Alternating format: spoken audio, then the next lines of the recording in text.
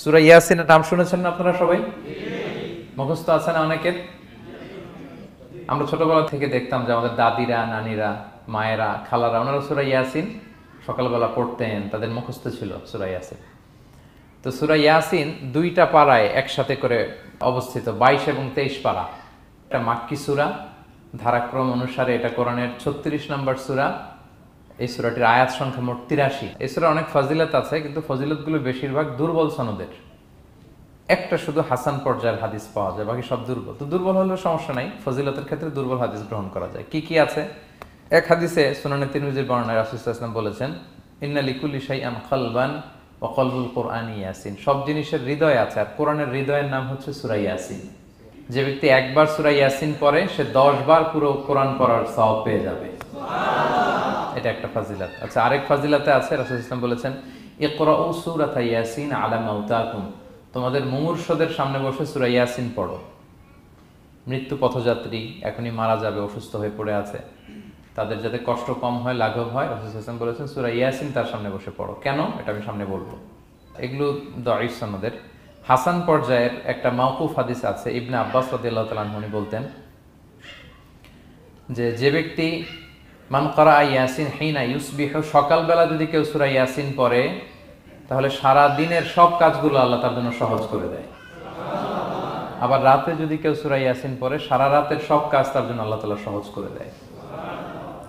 এবং ইবনু কাসির ওনার তাফসিরে মিন তাজরিবাতিহি, মানে তার এক্সপেরিয়েন্স থেকে, কোনো হাদিস দলিল না, ওনার অভিজ্ঞতা থেকে বলেছেন যে আমি যখনই কোনো বিপদে পড়েছি সূরা ইয়াসিন তেলাওয়াত করার পর আল্লাহ তাআলা ওই কাজটা আমার জন্য সহজ করে দিয়েছেন। তো এখন সূরা ইয়াসিন বেশি বেশি তেলাওয়াত করবেন তো নাকি? ইনশাআল্লাহ। মাশাআল্লাহ, ঠিক আছে। মাক্কি সূরাগুলোর মূল প্রতিপাদ্য বিষয় হচ্ছে তাওহীদ, রিসালাত, আখিরাত। মাক্কি সূরাগুলো সাধারণত তাওহীদ, রিসালাত এবং আখিরাত নিয়ে কথা বলে। সূরা ইয়াসিনও তার ব্যতিক্রম নয়। এই সূরারও মূল কথা তাওহীদ, রিসালাত এবং আখিরাত। বিশেষ করে পুনরুত্থান, পুনরুজ্জীবন, the concept of resurrection, life after death, মৃত্যুর পরে যে আবার আমরা জাগবো ঘুম থেকে, আবার জীবন হবে, আবার বিচার হবে, এটা বিশ্বাস হয় আপনাদের? হ্যাঁ, মক্কার লোকদের বিশ্বাস হতো না। তারা অবাক হয়ে শুনতো রাসূল সাল্লাল্লাহু আলাইহি ওয়াসাল্লামের কাছ থেকে যে বলে কি, আমরা মরে যাব, পচে যাব, গলে যাব, জীর্ণ শীর্ণ হয়ে যাব, আমাদের হাড্ডি খুঁজে পাওয়া যাবে না, অস্তিত্ব পাওয়া যাবে না, আবার আমরা নাকি জীবিত হব, আবার নাকি উঠবো, আবার বিচার, আবার কি কি বলে মুহাম্মদ। তারা মিলাতেই পারতো না এটা। এই জন্য তাদের কাছে দ্য কনসেপ্ট অফ আখিরা, life after death, specially the concept of রেসারেকশনটাকে ক্লিয়ার করার জন্য আল্লাহ তাআলা এই সূরাটা নাযিল করেছেন। তাহলে এই সূরার সেন্ট্রাল থিম, মূল প্রতিপাদ্য বিষয় হচ্ছে পুনরুজ্জীবন বা পুনরুত্থান, মানে আবার যে আমরা পুনরায় উঠবো। বিশ্বাস হয় আপনাদের? হ্যাঁ, এটা কিন্তু মহাসত্য, বিশ্বাস রাখতে হবে আমাদের যে না, মরে গেলে সাময়িক দেখা যায় পচে যায়, কিন্তু আবার আমরা উঠবো। এবং এজন্যই মুমূর্ষু ব্যক্তির সামনে সূরা ইয়াসিন পড়তে বলা হয়েছে। আপনি যখন সূরা ইয়াসিন পড়বেন, তার সামনে কাইন্ড অফ আপনি তাকে বোঝাতে যাচ্ছেন যে আপনি প্রকৃতপক্ষে মারা যাচ্ছেন না, এটা আপনার জীবনের পূর্ণ সমাপ্তি নয়, বরং এটা এই নশ্বর দুনিয়া থেকে আপনার অস্তিত্বের সাময়িক একটা বিদায়। কেউ যে মারা যাচ্ছে, আমার দাদা, আমার বাবা মারা যাচ্ছে, আমরা বিদায় দিচ্ছি, আজীবন হারাই ফেললাম নাকি তারে আমরা? কি সে কি আজীবনের জন্য মিসিং? সাময়িক একটা বিদায়, একটা শর্ট ব্রেক। ওনার অস্তিত্বের এই নশ্বর দুনিয়া থেকে ওনার অস্তিত্বের সাময়িক একটা বিদায়, কিন্তু পরবর্তী দুনিয়ায় তিনি কিন্তু আবার অনন্ত জীবন লাভ করবেন। তার মানে শারীরিক একটা মৃত্যু হচ্ছে, তার রুহের কোনো মৃত্যু নেই, হয় ইল্লিনে নয় সিজ্জিনে। ঠিক কিনা বলেন? আমাদের রুহগুলো কিন্তু মরে না, এটা আল্লাহর অর্ডারে ঢুকেছে, আল্লাহর অর্ডারে বের হয়, হয় ইল্লিনে নয় সিজ্জিনে। বিশ্বাসীদের রুহগুলো ইল্লিনে থাকে, আমাদের রুহগুলো যেন সেখানে থাকে, আমরা আল্লাহর কাছে কামনা করি, আমরা পড়ি আমিন।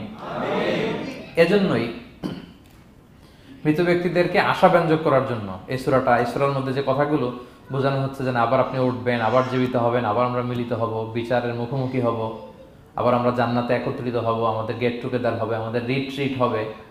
মানে মৃত্যুর মধ্যে আমরা আনন্দ খুঁজে বেড়াই নাকি?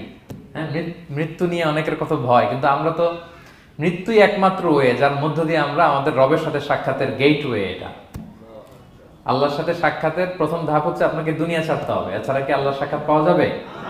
যাবে না। এজন্য মৃত ব্যক্তির সামনে আল্লাহর হাবিব সাল্লাল্লাহু আলাইহি ওয়াসাল্লাম রাহমাতুল লিল আলামিন মুহাম্মদ রাসূলুল্লাহ সাল্লাল্লাহু আলাইহি ওয়াসাল্লাম তিনি সূরা ইয়াসিন তেলাওয়াত করতে বলেছেন। তাহলে সেন্ট্রাল থিম ক্লিয়ার সবার কাছে না?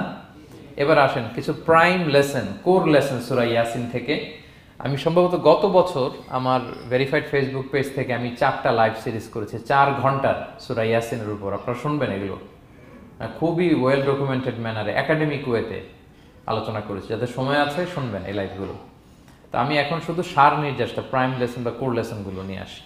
1 নম্বর লেসন হচ্ছে আল্লাহ তাআলা বলেছেন যে কোরআনের আয়াতগুলো একটার সাথে আরেকটা well connected, completely well knit, এটা well protected. One doesn't differ the other or contradict the other. কোনো আয়াত আরেক আয়াতের বিপরীতে যায় না, একটা আরেকটার সম্পূরক, পরিপূরক, ওয়েল নেট, ওয়েল কানেক্টেড। এটাই প্রমাণ করে যে এটা কার কাছ থেকে নাজিল হয়েছে? আল্লাহ সুবহানাহু ওয়া তাআলার কাছ থেকে নাজিল হয়েছে। আল্লাহ তাআলা এটাই বলেছেন ইয়াসিন, তারপরে ওয়াল কুরআনিল হাকিম। হাকিম বিমানা মুহকাম, মানে কোরআনের আয়াতগুলো পোক্ত।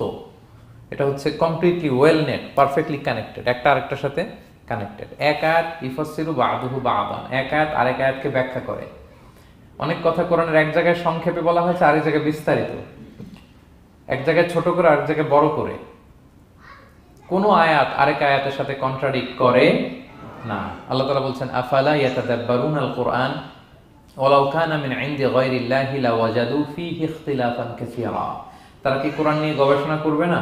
এই কোরআন যদি আল্লাহ ছাড়া অন্য কারো কাছ থেকে নাজিল হতো তাহলে তারা কোরআনের মধ্যে অনেক বিরোধ দেখতে পেত, পরস্পর বিরোধ, অনেক বিরোধ দেখতে পেত। কিন্তু কোরআনের ভেতরে এই পুরো 30 পারায় কোথাও কি এক আয়াতের সাথে আরেক আয়াতের কন্ট্রাডিকশন আছে? কোনো বিরোধ আছে বলেন? না, এটা ওয়েল নেট, ওয়েল কানেক্টেড। অন্য আয়াতে আল্লাহ বলছেন লা ইয়াতিহিল বাতিলু মিন বাইনি ইয়াদাইহি ওয়ালা মিন খালফি। সামনে থেকে পেছন থেকে কোরআনে কোনো বাতিল অনুপ্রবেশ করতে পারে না, কারণ তানজিলু মিন হাকিমিন হামিদ, এটা প্রজ্ঞাময় প্রশংসিত আল্লাহর পক্ষ থেকে এটা প্রোটেক্টেড একটা কিতাব নাজিল হয়েছে। ফলে এটা কিয়ামত পর্যন্ত প্রোটেক্টেড থাকবে। এক আয়াত আরেক আয়াতের ব্যাখ্যা করে দেয়, এটা হচ্ছে একটা ব্যাখ্যা। আবার আল কোরআনিল হাকিম মানে হচ্ছে বিজ্ঞানময় কোরআন। কোরআনের মধ্যে অনেক বিজ্ঞানের কথাও আছে। শুধু বিজ্ঞান নিয়ে কি আছে, প্রায় 1.5 ঘন্টার লেকচার আছে আমার। Scientific indications of the holy Quran, cosmic symbols, natural phenomena, cosmology, embryology, morphology, blah blah blah, অনেক কিছু। কিভাবে এই পানি উপরে যায়, ওয়াটার সাইকেল, হাইড্রোলজিক্যাল সাইকেল, বৃষ্টি হয়, সূর্য কিভাবে ডুবে ওঠে, চাঁদ, তারপর মহাবিস্ফোরণ, বিগ ব্যাং থেকে শুরু করে মায়ের পেটে বাচ্চার ভ্রূণ কিভাবে ডেভেলপ করে, যত কসমিক সিম্বল আছে কোরআনে, এটা নিয়ে আমার 1.5 ঘন্টার একটা কোরআনের সায়েন্টিফিক ইন্ডিকেশনাল লেকচার আছে। তো সেদিকে আমি যাব না। তো আল কোরআনুল হাকিমের 2টা ব্যাখ্যা হয়। এক হচ্ছে মুহকাম, মানে কোরআনের আয়াতগুলো প্রোটেক্টেড, কানেক্টেড। আরেকটা হচ্ছে কোরআনের আয়াতগুলো বিজ্ঞানসম্মত, বিজ্ঞানের সাথেও কন্ট্রাডিকশন করে না। কিছু যদি অমিল থাকে, বিজ্ঞানের অপেক্ষা করা উচিত। বিজ্ঞান সামনে আরো শিখবে, আরো জানবে, আরো ডেভেলপ হবে, তখন বারবার বিজ্ঞানের মাথা কোরআনের দিকে নিচু হয়ে আসবে। ঠিক কিনা বলেন? যত দিন যায় সহজ হয় কোরআন বোঝা আমাদের জন্য। বিজ্ঞানের আবিষ্কারের কারণে কোরআন বোঝা সহজ হয় এবং মিলে যাচ্ছে সবকিছু। তাহলে এটা হচ্ছে 1 নম্বর লেসন সূরা ইয়াসিন থেকে, যে কোরআনের সব ভার্সেসগুলো আর পারফেক্টলি কানেক্টেড, ইন্টারকানেক্টেড। 1 নম্বর। 2 নম্বর হচ্ছে সূরা ইয়াসিনের 10 নম্বর আয়াতে আল্লাহ তাআলা বলেছেন ওয়াসাওয়াউন আলাইহিম আনযারতাহুম আম লাম তুনজিরহুম লা ইউমিনুন। হে নবী, আপনি তাদেরকে ওয়ার্নিং দেন আর না দেন, সমান সমান, কাজ হবে না। এর কারণ হচ্ছে জেনে বুঝে যদি কেউ সত্যকে প্রত্যাখ্যান করে, তার অন্তরে আল্লাহ মোহর মেরে দেন। জেনে বুঝে সত্যকে প্রত্যাখ্যান করলে, আমি বুঝি নাই, আমি শুনি নাই, আমি জানি নাই, এটা আল্লাহ মাফ করবে। আমি কনভিন্স হই না, এই জন্য মানতেছি না, কিন্তু আমি জানি এটা সত্য, এরপরেও যদি সত্যটা গ্রহণ না করি, তাহলে কার মুক্তি আছে বলেন তো? না, তাহলে মুক্তি নেই। এজন্য যারা সত্যান্বেষী তাদেরকে আল্লাহ পছন্দ করেন। ভুল করে না এরকম কোনো মানুষ নাই পৃথিবীতে। সবাই আমরা ভুল করি, সবার ভুল হয়, এটাতে কোনো অসুবিধা নেই। কিন্তু জেনে আমি সত্যকে মানবো না, এটা আল্লাহ কখনো মেনে নেয় না।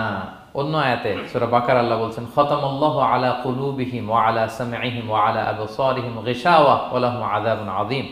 যারা জেনে বুঝে সত্যকে মানে না, নেগলেক্ট করে, তাদের অন্তরে আল্লাহ সিল গালা মেরে দিয়েছেন, কর্ণকুহরে ছিপি ঢুকিয়ে দিয়েছেন, চোখের সামনে পর্দা, কিছু দেখে না। কারণ ওরা সত্যটা মানতে চায়, নিয়তি করে ফেলছে যে আমি মানবো না। কেউ যদি নিয়ত করে ফেলে যে আমি বুঝবো না, যত বুঝাক, তারা বুঝানো যাবে?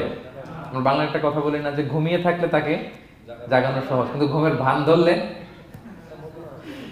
ধরে আছে, ওরা তো ধাক্কা মারতেছি, টানতেছি, ওকে উঠবে ঘুম থেকে?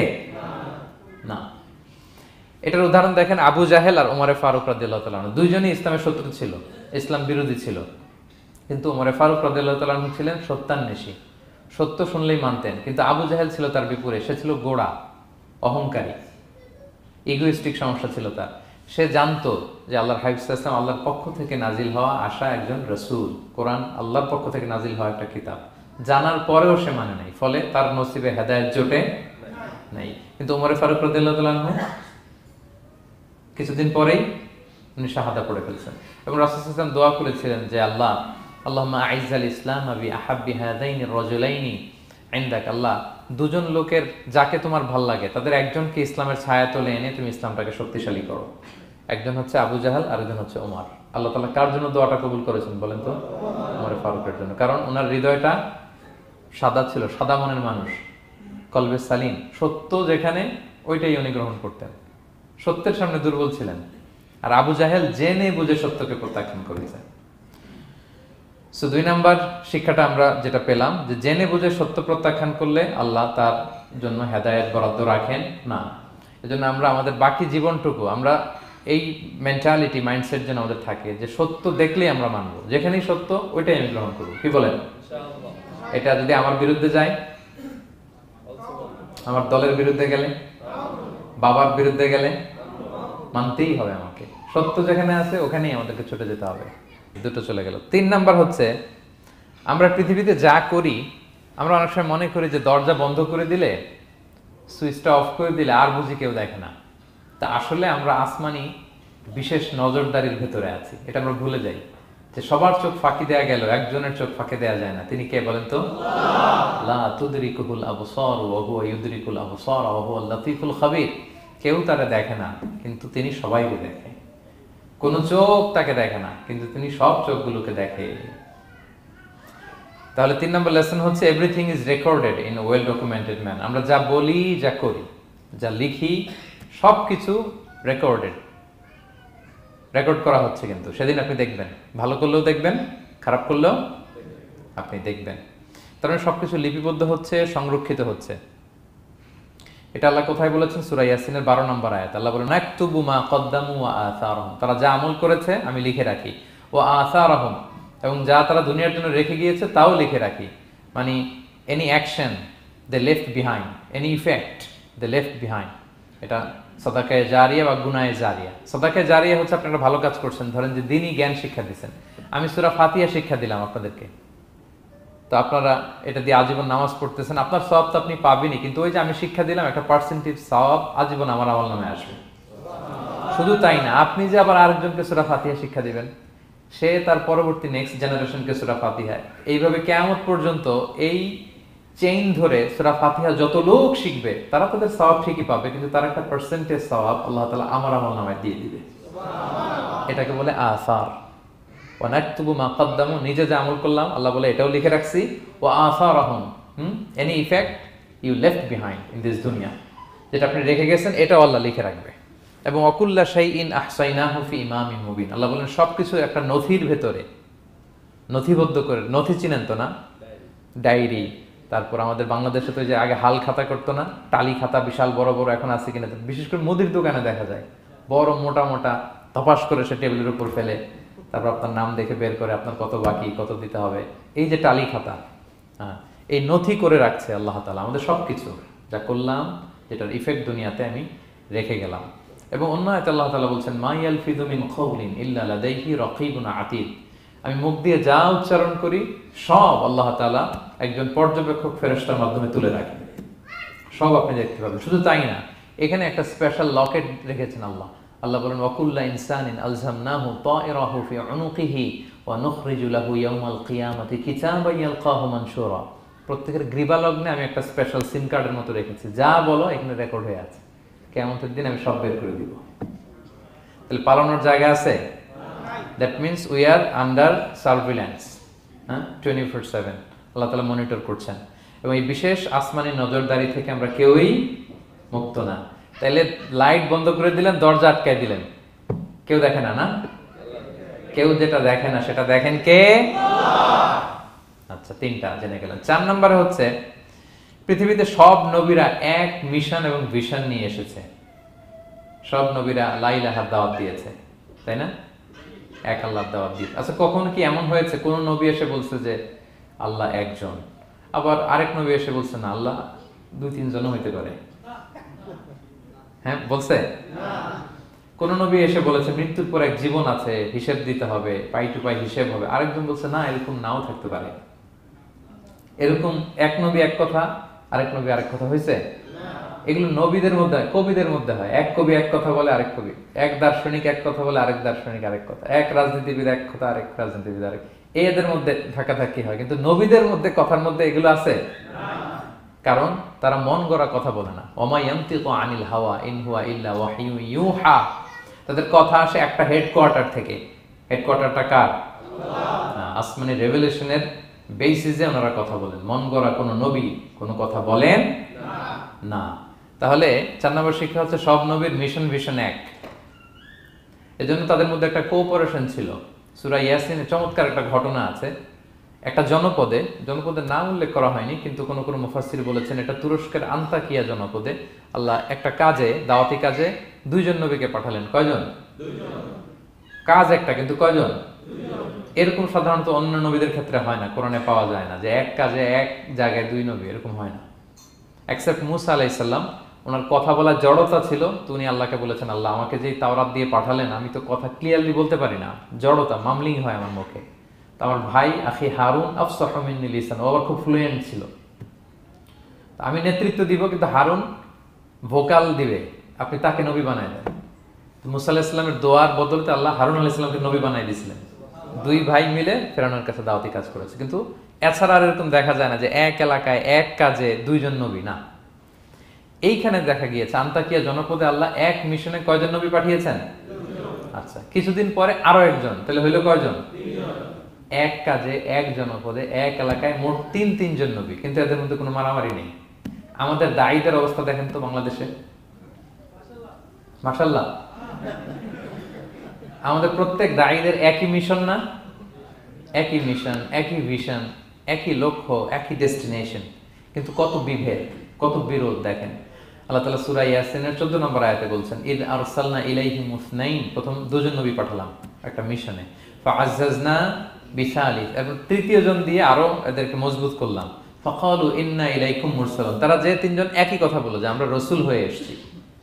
তাহলে দেখেন নবীদের মধ্যে পারস্পরিক শ্রদ্ধাবোধ ছিল। বড় নবী, ছোট নবী, প্রধান বক্তা, দ্বিতীয় বক্তা, তৃতীয়, এগুলো ছিল না।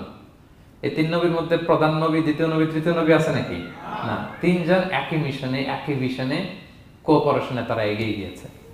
তো দেখেন আমরা যারা কোরআনের দায়ী, আমরা তো নবীদের কাজটাই করি, ফলে আমাদের মধ্যে এই কোঅপারেশন থাকতে হবে, এই রেসপেক্ট থাকতে হবে। আমি ব্যক্তিগতভাবে খুবই লজ্জিত যে আমাদের এই দাওয়া অঙ্গনটাকে আমরা কলুষিত করে ফেলেছি। আমরা অন্য আলেমকে, অন্য দায়ীকে তুচ্ছ করা, তাচ্ছিল্য করা, ছোট করা, হেয় করা, তাকে বাতিল করা, নাকচ করা, এরকম আমরা করে থাকি। আমি একাই ইসলামের মুখপাত্র, আমি যা বলবো এটাই, এটা ঠিকাদারি আমার কাছে, এরকম একটা মেন্টালিটি আছে না? এটা নবীদের মাইন্ডসেট এরকম ছিল না। ওনারা কোঅপারেশনে, কোলাবোরেশনে কাজ করতেন, পার্টনারশিপে, একে অপরের প্রতি রেসপেক্ট ছিল। কোনো নবী আরেক নবীর বিষদগার করে নাই। কিন্তু আমরা এক দায়ী আরেক দায়ীকে কাফের বলতেও তো আমরা দ্বিধাবোধ করি না, কি বলেন? আল্লাহ তাআলা আমাদেরকে বোঝার তৌফিক দান করুন। 5 নাম্বার, নবীদের কাজ হচ্ছে আল বালাগুল মুবিন, ক্লিয়ার কমিউনিকেশন, শুধু পৌঁছে দেয়া, বাণীবাহকের কাজ করা। আল্লাহ তাআলা বলছেন ওমা আলাইনা ইল্লাল বালাগুল মুবিন। ওই 3 জন নবী যখন বুঝালেন, তারা এলাকাবাসী মানে না, রিজেক্ট করলো, কিন্তু তারা বললো যে আমাদের কাজ হচ্ছে পৌঁছে দেওয়া, মানবা কি মানবো না এটা তোমাদের কাজ। আমাদের কাজ কি? আল বালাগুল মুবিন, কোরআনিক টার্মিনোলজি, মানে হচ্ছে ক্লিয়ার কমিউনিকেশন, আমাদের কাজ পৌঁছে দেওয়া, এর বেশি কিছু না। আমরা অনেক সময় একটু জবরদস্তি করতে চাই, জোরাজুরি করতে চাই, এই নামাজ পড়ো না কেন, তাকে জোরাজুরি করা, দাঁড়িয়ে রাখানো, জোরাজুরিতে বেশি কাজ হয় না। আপনি পাওয়ারফুল মেসেজ দিবেন, ইনফ্লুয়েন্স করবেন, এতেই আল্লাহ হেদায়েত দিবে। কারণ হেদায়েতটা নিয়ন্ত্রণ করেন একমাত্র কে? আল্লাহ। এখানে আর কারো হাত নাই, এমনকি নবীরও না। কোন নবীও চাইলে কাউকে হেদায়েত দিতে পারে না। আল্লাহর হাবিব সাল্লাল্লাহু আলাইহি ওয়াসাল্লাম মক্কায় মক্কাবাসীদের পেছনে ঘুরতে ঘুরতে পেরেশান। উনি তো রহমতের নবী, উনি ভাবতেছিলেন হায়রে একটু যদি আমার কথা মানতো তাইলেই তো জাহান্নাম থেকে বেঁচে যায়, আর একটু দাওয়াত দেই, সকালে দেই, দুপুরে দেই, বিকেলে দেই, রাতে দেই। তাদের পিছনে ঘুরতে ঘুরতে রাসূল সাল্লাল্লাহু আলাইহি ওয়াসাল্লাম পেরেশান হয়ে যেতেন। আল্লাহ তাআলা সূরা কাহফে আয়াত নাযিল করলেন, ফালাআল্লাকা বাকিউন নাফসাকা আলা আথারিহিম ইল্লাম ইউমিনু বিহাদাল হাদীথি আসাফা। নবী, ওরা যদি শুনতে না চায়, আপনি তো ওদের পিছনে ঘুরতে ঘুরতে পাগল হয়ে যাচ্ছেন বোধহয়, না রেখে দেন, মানলে মানুক, না মানলে নাই। হেদায়েত দেওয়ার মালিক হচ্ছে আমি। ফাযাক্কির ইন্নামা আনতা মুযাক্কির, আপনি শুধু স্মরণ করিয়ে দেন, উপদেশ দেন। লাস্তা আলাইহিম বিমুসাইতির, আপনি বল প্রয়োগ করতে আসেন, আপনাকে দারোগা বানাই পাঠাইনি আমি, আপনি শুধু পৌঁছে দিবেন। এমনকি রাসূলুল্লাহ সাল্লাল্লাহু আলাইহি ওয়াসাল্লাম ওনার চাচা আবু তালেবের হেদায়েতের জন্য অনেক ট্রাই করেছেন, কিন্তু হেদায়েত নসিব হয়েছে বলেন? কারণ ইন্নাকা লা তাহদি মান আহবাবতা ওয়ালাকিন্নাল্লাহ ইয়াহদি মান ইয়াশা। নবী, আপনি যাকে চান তাকে হেদায়েত দিতে পারবেন না। তাহলে আমাদের যারা দাঈ, আমাদের কাজ কি? পৌঁছে দেওয়া। বলেন তো, কাজ কি? পৌঁছে দেওয়া। নাকি বল প্রয়োগ করা, জোরাজুরি করা? মাশাআল্লাহ। 7 নাম্বার লেসন হচ্ছে, এই পৃথিবীর সবকিছু আইন মানে কার? বলেন তো, আল্লাহর। ইচ্ছায় অনিচ্ছায় সবকিছু আল্লাহর আইন মানে, আমরা ছাড়া শুধু। আকাশ, জমিন, বাতাস, বৃষ্টি, মেঘমালা, পাহাড়, সাগর, নদী, সূর্য, চন্দ্র, সব আইন মানে কার? আল্লাহর আইন মানে। সে কথা আল্লাহ বলছেন, ওয়াশ-শামসু তাজরি লিমুস্তাকাররিল লাহা, আমি সূর্যের জন্য একটা গতিপথ দিয়েছি, কক্ষপথ, অক্ষপথ, সে ওইদিকেই ঘুরে, ওরা ঘুরতে বলছে ও ঘুরে, এর কোনো ব্যত্যয় নাই। যালিকা তাকদীরুল আজিজিল আলিম, এটা আমি আল্লাহ ফিক্স করে দিয়েছি। ওয়াল কামারা কাদ্দারনাহু মানাজিলা হাত্তা আদা কাল উরজুনিল কদিম, আর চাঁদকে আমি 30টা মঞ্জিল দিয়েছি। দেখবেন চাঁদ কিন্তু এক জায়গায় উদিত হয় না, 30 দিনে 30 জায়গায়, পুরো মাস ব্যাপী এদিক থেকে ওদিকে শুধু ঘুরে। এটা আল্লাহ ফিক্স করে দিয়েছে, এটা ওর বিধান। আমাদের জন্য কোরআন বিধান হিসেবে দিয়েছে, আমরা মানি না, কিন্তু প্রত্যেক প্রাণীর জন্য, সৃষ্টির জন্য যে বিধান আল্লাহ ফিক্স করেছেন ওরা ওইটাই মানে, এর একটু একচুল পরিমাণ ডান ব্যয় করে না। সুবহানাল্লাহ, সুবহানাল্লাহ। সো জগতের সবকিছু আল্লাহর দেয়া বিধান মেনে চলে, কারণ গোটা জগৎটাই তো তার। গোটা জগৎটা কার বলেন? ফলে আইনও চলবে তার। আমরা যেন আল্লাহর সবগুলো আইন মেনে চলি। 8 নাম্বার হচ্ছে, এই যে আমরা জান্নাতের কথা শুনি, কিয়ামতের কথা শুনি, আখিরাতের কথা শুনি, একদিন আমরা এটা চাক্ষুষ দেখতে পাবো, তখন আমাদের এই বিশ্বাসটা আরো প্রগাঢ় হবে। মৃত্যুর পরে যে আমাদের লম্বা ঘুম, এই আমাদের নিদ্রা ভঙ্গ যেদিন হবে, সেদিন আমরা সব দেখতে পাবো, চাক্ষুষ কিয়ামতের সবকিছু। সেটা আল্লাহ তাআলা বলছেন, নুফিখা ফিস সূরি ফাইদাহুম মিনাল আজদাসি ইলা রাব্বিহিম ইয়ানসিলুন, ইসরাফিলের সিংহার ফুৎকারে সেদিন সব মানুষ জেগে উঠবে। আপনারা ইসরাফিল আলাইহিস সালামের নাম শুনেছেন? কে উনি? একজন ফেরেশতা। উনি বড় একটা সিংহায় ফুৎকার দিবেন। সৃষ্টির পর থেকে আল্লাহ ওনাকে একটা কাজের জন্য অ্যাসাইন করেছেন, শুধু ফু দিবে 3টা। কয়টা? 3টা। আর কোনো কাজ আছে? না। দ্যাটস ইট, দ্যাটস ইট, শুধু 3টা ফু দিবে 3 বারে। ঠিক যে মুহূর্তে আপনারা এখন কথা শুনছেন, এই মুহূর্তে উনি ওই ট্রাম্পিট সিংহা নিয়ে আরশের দিকে তাকায় আছে, কখন আল্লাহর আদেশ আসে, 1 সেকেন্ডও যেন দেরি না, চোখের পলক যাতে দেরি না হয়ে যায়, তাকিয়ে আছেন উনি। ফুৎকার দিবে তো কবর থেকে মানুষগুলো উঠবে, মিনহা খালাকনাকুম ওয়া ফিহা নুঈদুকুম ওয়া মিনহা নুখরিজুকুম তারাতান উখরা, এই কথাই আল্লাহ এই সূরাতে বলেছেন। তো মানুষ যখন উঠবে, কারো ঘুম হবে 50 বছর, কারো 500 বছর, কারো 5000 বছর, কারো 5 লক্ষ বছর। পৃথিবীতে প্রথম নিহত হয়েছে কে জানেন? হাবিল। আদম আলাইহিস সালামের ছেলে হাবিল পৃথিবীর প্রথম মারা গেছে। সে, তার ঘুমটা কত লম্বা বলেন তো? সে কত হাজার বছর, লক্ষ বছর বেচারা ঘুমাচ্ছে, হ্যাঁ, তার কবরে। তো এই সব সিংহার ফুৎকারে সব কবর থেকে উঠবে। ক্বালু ইয়া ওয়াইলানা মান বাআসানা মিন মারকাদিনা হাযা, কিরে কে ভাঙালো এই লম্বা ঘুমটা, সবাই তো ঘুমাচ্ছিলাম। হাযা মা ওয়া'দার রহমান, ফেরেশতারা বলবে এইটাই সেই দিন যেটা বিশ্বাস করো না এই দুনিয়াতে। ওয়াজ নসিহত হইলে তো তোমরা মানতা না, বলতা এগুলো কিছু নাই, বিশ্বাস আজকে সেই দিন। সাদাকাল মুরসালুন, রাসূলরা সত্যই বলেছেন। ওই দিন মানুষ চাক্ষুষ কিয়ামতকে অবলোকন করবে। 9 নম্বর শিক্ষা হচ্ছে, তখন আল্লাহ তাআলা বিচার প্রতিষ্ঠিত করবেন, ওই বিচারে আল্লাহ কাউকে ঠকাবেন না। বলেন তো, আল্লাহর বিচারে কোনো পার্সিয়ালিটি আছে? না। কোনো ঘুষ দেওয়ার সিস্টেম? না। স্বজনপ্রীতি আছে? না। এই কথা আল্লাহ বলেছেন সূরা ইয়াসিনের 54 নম্বর আয়াতে, ফালিয়াউমা লা তুযলামু নাফসুন শাই, কোনো জুলুম হবে না, ওয়া তুজজাউনা ইল্লা মা কুনতুম তা'মালুন, যে যা করেছো ওইটারই প্রতিদান পাবে। এমন না যে আপনি করছিলেন খুব ভালো কিন্তু আপনি পান নাই, এটা হবে না। যার যে রিওয়ার্ড পাওয়ার কথা ওইটাই পাবেন, কারণ আল্লাহ জুলুম করেন না। ওমা আনা বিযাল্লামিন লিল আবিদ, আল্লাহ বলে আমি আমার বান্দার প্রতি বিন্দু পরিমাণ জুলুম করি না। ওয়া নাদউল মাওয়াজিনাল কিসতা লিয়াউমিল কিয়ামা ফালা তুযলামু নাফসুন শাইআ, সেদিন আমি ন্যায় বিচারের মানদণ্ড স্থাপন করব, ওখানে একটা চুল ফেললেও এটা ওজন হয়। ফামান ইয়ামাল মিসকালা যাররাতিন খাইরান ইয়ারা ওয়া মান ইয়ামাল মিসকালা যাররাতিন শাররান ইয়ারা। অনুপরিমাণ ভালো করলে ভালো পাবেন। এই যে সে লিল্লাহি তাকবীর বলছে, সওয়াব হইছে না? সে ওই দিন আমলনামায় দেখবে কি রে, অমুক এক মাহফিলের মধ্যে আমি লিল্লাহি তাকবীর বলছিলাম, এইটার এতগুলা সওয়াব। তারপরে এই যে আপনারা আল্লাহু আকবার বলছেন, এতে সওয়াব হইছে না? তো এরকম ছোট্ট ছোট্ট প্রতি মুহূর্তে একজন রাস্তা চেনে না, রাস্তা দেখাই দিলেন, একজন একটা ভালো উপদেশ দিলেন। এইভাবে ছোট্ট ছোট্ট যত ভালো কাজ সব পাবেন, ছোট্ট ছোট্ট খারাপ কাজ সব সেদিন পাবেন, কোনো জুলুম হবে না।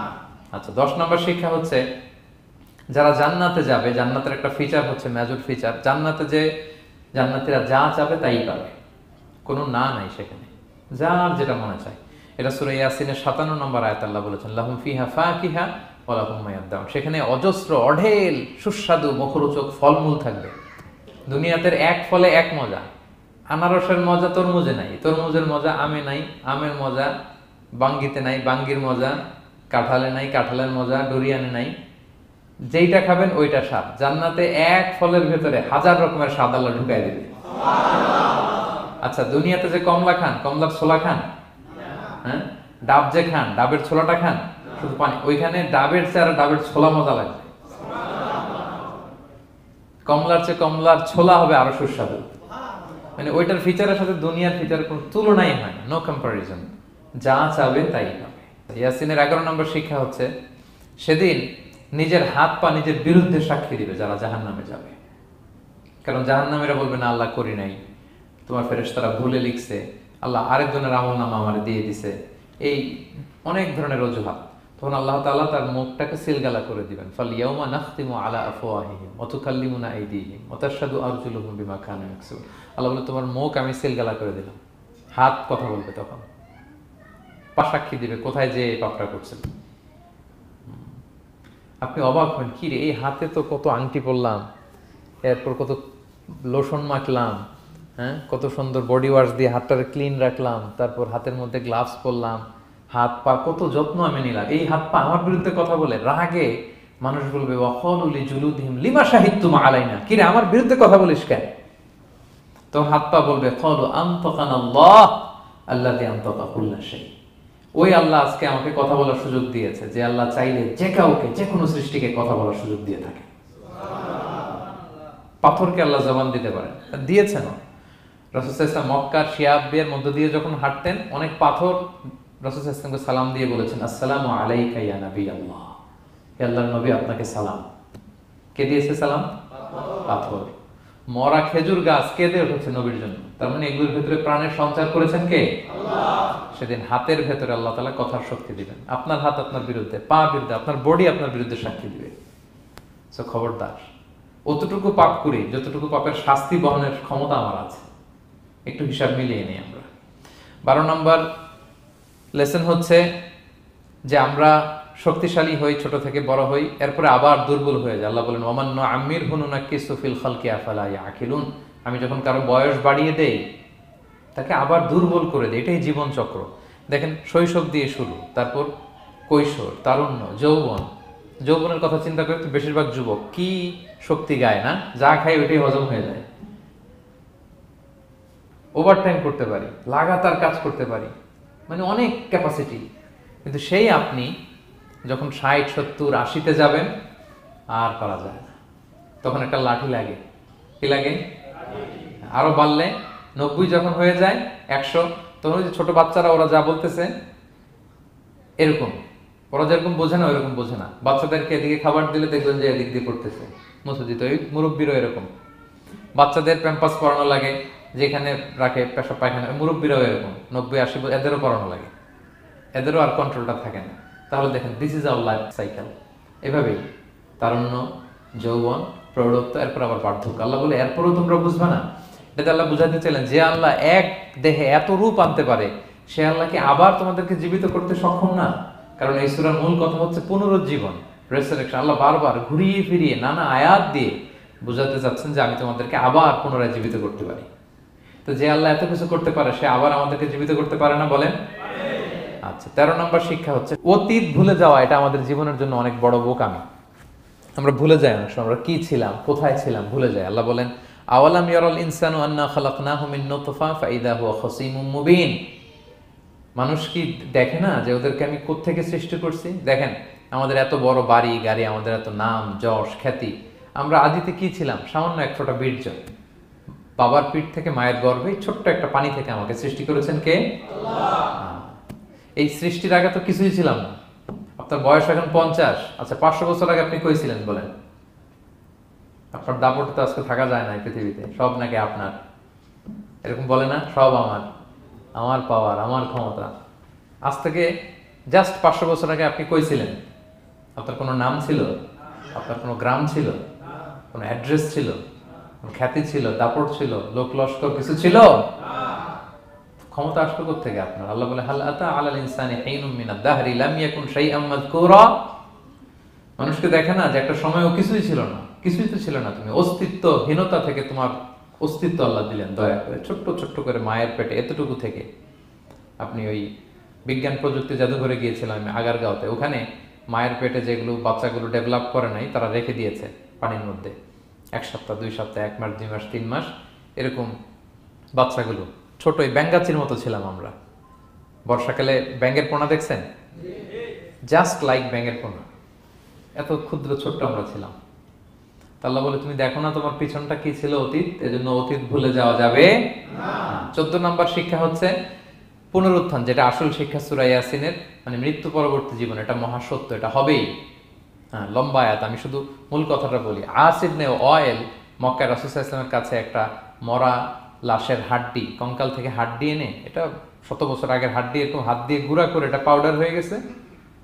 রাসূল সাল্লাল্লাহু আলাইহি ওয়াসাল্লামের কাছে এসে ভেবে একটা ফু মারলো, ফু দেওয়ার সাথে সাথে এটা বাতাসে মিলে গেছে। তো বলতেছে মুহাম্মদ, এই যে কঙ্কালের এই পাউডারটা তুমি বলতেছো এইটারে আল্লাহ জীবিত করবে, এটারে রিকনস্ট্রাক্ট করবে, কি বলো তুমি? What are you talking about? এটাও সম্ভব? আল্লাহ এই কথাটা সূরা ইয়াসিনে তুলে ধরলেন যে দারাবা লানা মাসালান ওয়া নাসিয়া খালকা ক্বালা মান ইউহিল ইযামা ওয়া হিয়া রামীম। এটারে কে আবার জীবিত করবে? এটা তো জীর্ণ শীর্ণ ধুলা বালু পাউডার হয়ে গিয়েছে। আল্লাহ বলেন কুল, নবী আপনি ওয়াইলকে বলেন, ইউহিহাল্লাযী আনশাহা আউওয়ালা মাররা, ওই আল্লাহ সৃষ্টি করবেন যে এটারে প্রথমে বানাইছিলেন। এটার তো অস্তিত্ব ছিল না, অস্তিত্বহীন থেকে যখন আল্লাহ বানাইতে পারেন, এটা মরে যাওয়ার পরে তারে আল্লাহ আবারও বানাতে পারবেন, ঠিক কিনা বলেন? আচ্ছা বলেন, কোন জিনিস প্রথমে বানানো সহজ না দ্বিতীয়বার বানানো সহজ? দ্বিতীয়বার, তাই না? তো প্রথমেই যেহেতু আল্লাহ আমাদেরকে বানাই ফেলতে পারছে, মরে গেলে গলে গেলে পচে গেলে দ্বিতীয়বার বানানো কেন জন্য কঠিন হবে? কঠিন হলে তো প্রথমবার হওয়ার কথা ছিল, যেহেতু নমুনা ছিল না, আল্লাহর কাছে কোনো মডেল ডিজাইন ছিল যে এটার আলোকে এটা ছিল। তো সেই আল্লাহ যখন আমাদেরকে বানাই ফেলতে পারছেন প্রথমবার, দ্বিতীয়বার কি তার জন্য কঠিন না সহজ? তখন বিষ্ণু ইসলাম বললেন যে এই পাউডার, তুমি যে কঙ্কালের হাড্ডি ফু দিয়ে বললা, এটাকে আল্লাহ জীবিত করবেন, অনুরূপভাবে তোমাকেও জীবিত করবেন এবং তোমাকে জাহান্নামে নিক্ষেপ করবেন। আল্লাহ জাহান্নাম থেকে আমাদেরকে হেফাজত করুন। সহিহ মুসলিমের হাদিস আল্লাহর হাবিব সাল্লাল্লাহু আলাইহি ওয়াসাল্লাম বলেন, ইন্না ফিল ইনসানি আযমান, মানুষের দেহে একটা হাড্ডি কণিকা আছে, লা তাকুলহুল আরদু আবাদা, এই হাড্ডি কণিকা জমিন কখনো খেতে পারে না। মানে আমাদেরকে কবর দিয়ে দিলে তো মাটি পুরো লাশটা খেয়ে ফেলে, 50-100 বছর পরে আর কিছুই থাকে না, আসলে আমাদের হাড় গোড়ও থাকে না, ওইটাও পাউডার হয়ে যায়, পোকামাকড় খেয়ে ভ্যানিশ। কিন্তু একটা জিনিস ছাড়া, আমাদের এই যে শির দ্বারা ব্যাকবোন, আমাদের স্পাইনাল কর্ডের একেবারে নিচে ট্রায়াঙ্গেল ছোট্ট একটা হাড্ডি কণিকা আছে, ত্রিভুজ আকৃতির, এটাকে ডাক্তারি ভাষায় বলে কক্সিক্স টেইল বোন, পুচ্ছাস্তি বলে। এই ছোট্ট কণা, এইটা নষ্ট হয় না। আল্লাহ বলে এইটাকে বেইস ধরে আমি কিয়ামতের দিন তোমাদের সবাইকে আবার জীবিত করব। হিন্দুরা যে শ্মশানে লাশ পোড়ায়, সব পুড়ে যায়, কক্সিক্স পুড়ে নাই, ছোট্ট কক্সিক্স কোথা হয় জানেন? গরুর লেজটা যেখান থেকে শুরু হয় ওই জায়গায়, মানে আমাদের শিরদাঁড়ার একেবারে নিচের দিকে ছোট্ট একটা ট্রায়াঙ্গেল হাড্ডি কণিকা আছে, খুবই ছোট ট্রায়াঙ্গেল বোন পার্টিকেল, এটা থেকে আল্লাহ সৃষ্টি করে। এটা বিমানের ব্ল্যাক বক্সের মতো, বিমান জ্বলে পুড়ে যায়, সাগরের নিচে গেলেও ব্ল্যাক বক্স কিছু হয় না, জানেন? যে MH কত 370, ওই যে ডুবলো, যে ভারত মহাসাগরের নিচ থেকে 3 দিন সিগন্যাল দিচ্ছিল ব্ল্যাক বক্স, এরপর এটার ব্যাটারিও নাই, আর দিতেও পারে নাই, দেখেন সব ধ্বংস হয়ে যায়। ব্ল্যাক বক্স থেকে বিমানের সর্বশেষ কি হয়েছিল ইনফরমেশন গুলো পাওয়া যায়, ওইটা নষ্ট হয় না সাধারণত বিমানের। এই আল্লাহ তাআলা এই ব্ল্যাক বক্স দিয়ে দিয়েছেন আমাদের পেছনে, আজবুল জানাব, এখান থেকে আল্লাহ তাআলা সেদিন আমাদেরকে রিকনস্ট্রাক্ট করবেন। তাহলে পুনরুত্থান, আবার যে আমরা জীবিত হবে, এটা বিশ্বাস হয় আপনাদের? হয়। এটা করতে আল্লাহ কিছুই লাগে না, শুধু কুন বললেই হয়ে যায়। কি বললে? এই কুন কথা দিয়ে আল্লাহ তাআলা শেষ করেছেন সূরা ইয়াসিন। আল্লাহ বলেন যে আল্লাহর যে অসীম ক্ষমতা, এটা শুধু কুন বললেই হয়। ইন্নামা আমরুহু ইযা আরাদা শাইআন আইয়াকুলা লাহু কুন ফায়াকুন। কুন হও, ফায়াকুন হয়ে যায়। বি ইট ওয়াজ, হও বলতে হয়ে যায়। তাই বলে কি আল্লাহ হও বলাটাও জরুরি না, তিনি হও বলারও মুখাপেক্ষী না। দুনিয়াতে আমাদের বোঝানোর জন্য তিনি বলছেন যে আমি কুন বললেই হয়ে যায়, আমার কুনও বলা লাগে না, চিন্তা করা মাত্রই হয়ে যায়। ফাআলুল লিমা ইউরিদ, তিনি যা ইচ্ছা তাই করতে পারেন। সো সেই আল্লাহকে যেন আমরা ডাকি, তার কাছে যেন আমরা ফরিয়াদ করি, আমাদের মনের আকুতি